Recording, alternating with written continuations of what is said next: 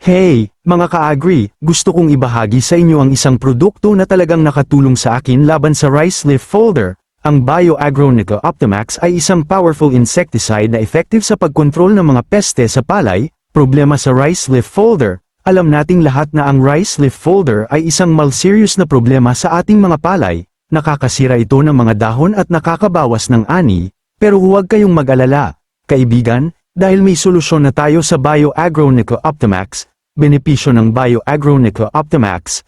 Ang BioAgroNico Optimax ay hindi lamang effective sa pagpatay ng rice leaf folder, kundi nakakatulong din ito sa pagpalaya ng mga halaman sa mga sakit at stress. At dahil dito, mas maganda at mas malaki ang ani natin. Call to action. Kaya kung gusto mo ring protektahan ang iyong ani at siguraduhin ang magandang ani, subukan mo na ang BioAgroNico Optimax.